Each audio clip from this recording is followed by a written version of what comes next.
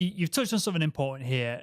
Clearly, having a goal of just hitting a sales target, $20 million at the end of the year, it's vast. It's difficult to, even for someone who's, I'm pretty confident to saying you're more bright than what I am, Dwayne. But I'm sure even you, it's hard to contemplate all of that and calculate it all in your brain, and your conscious doesn't want to really do all that processing. And so I find when I do goals like that, I procrastinate on them. So we're narrowing this goal down into smaller sub goals that will get us there.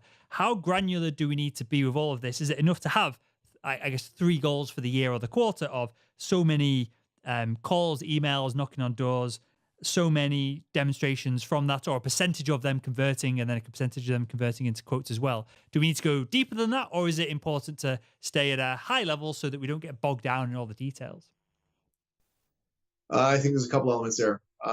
Diving deep, yes. Some people get very hung up in the minute numbers, and they actually stop doing it because their numbers aren't panning out the way that they want. So I really like ratios and fractions, more than percentages. Percentages, I think, sometimes are a very tough thing to keep up with and be honest with yourself about.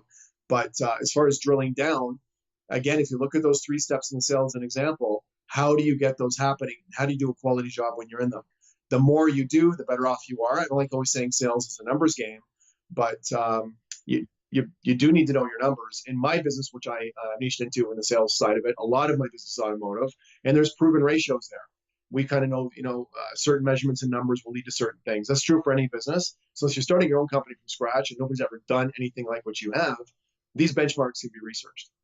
The other part, real quick, is I often talk about, you can't separate the person from the salesperson. So part of the things with goal setting is whatever area you goal set in. It could be spiritual, it could be debt, could be income, could be knowledge, could be skill, could be social, personal, emotional, physical, mental, whatever it is. And one of my books called Unstoppable Attitude. There we go. There's a little commercial. I've got a whole bunch of things on goal setting in here. And one of them is called the 10 areas of goal setting.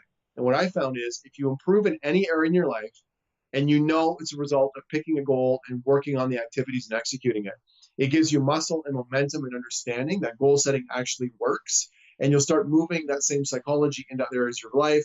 It could be health, finances, business, sales, whatever else. So I'm a big believer in people having goals or to-do lists or wish lists that they're working on in multiple areas of their life, because it will just keep reinforcing this idea of goal setting actually is an effective way and a very fulfilling way to live, because you're really always just trying to improve yourself, and your only competition should be you. Every day ask yourself, am I getting a little bit better than my younger self in any way that's relative to where I want to take my life? And if you have a bunch of areas that you're working on, you can always win that game, because even if you can't get better at your business today, maybe you're doing 5 more push-ups, or maybe you're doing something else in a relationship with your wife or your children. So multiple goals in multiple areas, to me, are really important in keeping people's self-confidence up and keeping their brain engaged in the whole process. So I totally agree with you, and I want to drill this down a little bit deeper and get a number from you. If the number is, I guess.